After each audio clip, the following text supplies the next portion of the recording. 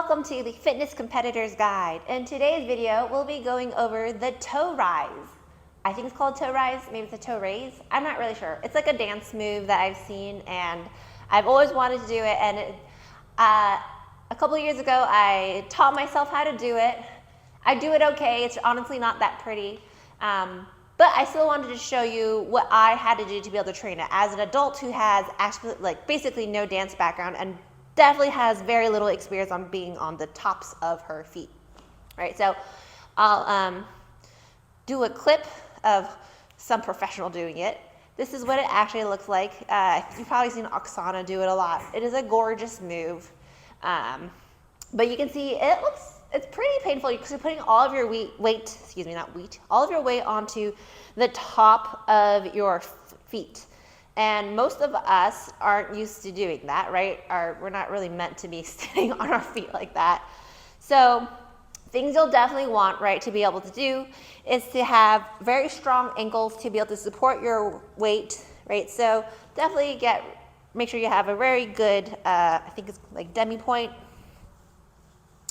Roll up my feet, right? So definitely warm up your ankles a lot. Strengthen those, do your calf raises and everything. Really work on that, strengthening that part. And then, once you've warmed that up and are feeling very strong, you can really get really tall and straight up over your feet. We're gonna work on being on the tops of our feet.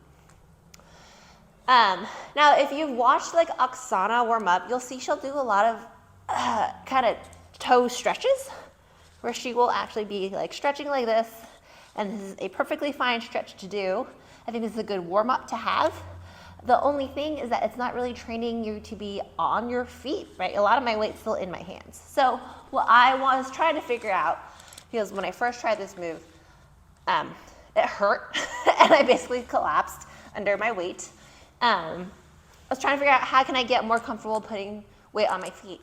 And so what I did was I actually grabbed a cushion. I'm already on a cushioned surface, but at home, in the kitchen sometimes, I would grab this like foot pad I had that was like a memory foam thing. It was like this thick, put it down by my kitchen counter, and then I would just practice stepping on it.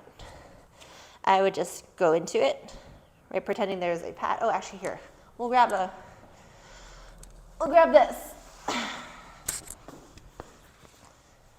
So I had a very thick pad in the house, and I wouldn't do this for very long. It'd just be like a couple times a day when I, had a break or something. I would basically go on it. Let's see, I hope this you can see this. Go on it, I put one foot on and just start to put weight onto it.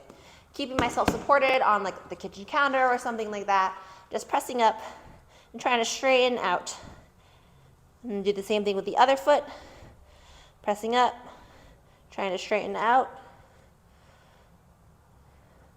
And then as I got more comfortable with that, I would try to do both feet.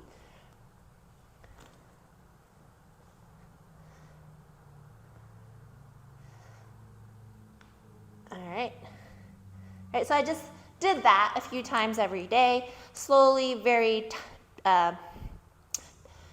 slowly building up the strength and a comfort really of being on the tops of my feet.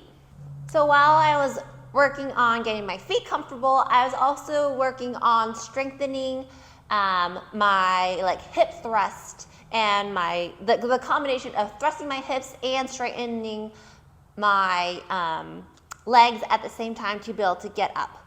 So initially, I just started like this. I do little hops up and come down. So when I'm going up, it's kind of like doing a sissy squat, really thinking about extending my legs and trying to straighten the knee out. So go up and come back down. Really try to do it where you're actually getting up to the tops of your toes. You're also working on the actual motion. Do a few of those. Oops. The next step would be starting to work on that hip thrust in conjunction with the leg extension. So So this is where, if you look up how to do the toe rise, where most people will start you out at, which I think is a little too advanced if you are like me. But once you've done the other steps, you can go here.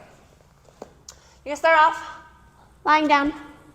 You're going to shove off very quickly. Once you shove off, you're going to use that momentum and have it shoot up. Use that momentum to shoot up, swing your arms, and really think about doing the biggest hip thrust. Really squeeze your glutes and really extend your legs.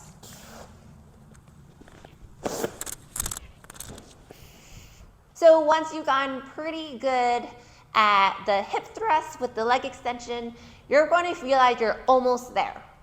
And the last thing you're going to have to do to really get a good toe rise is to open up your chest and have a nice arch. That'll help you go nice and straight up and counter any feeling of falling forward. So let's see if I can do this.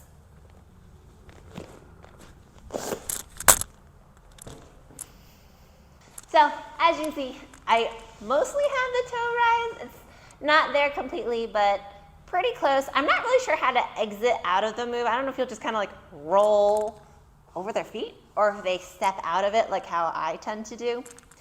I don't know. If you do know, please leave a comment below and teach us all how to get out of it properly. All right, so that's it for this video. Oh, actually, before we go, I did want to give you all a sneak peek of how I'm trying to put this in my routine this year. A couple videos ago, we did the fish flop. So basically what I want to do is the fish flop and go into the toe rise to get up on my feet, essentially. So we're just going to see how it works right now.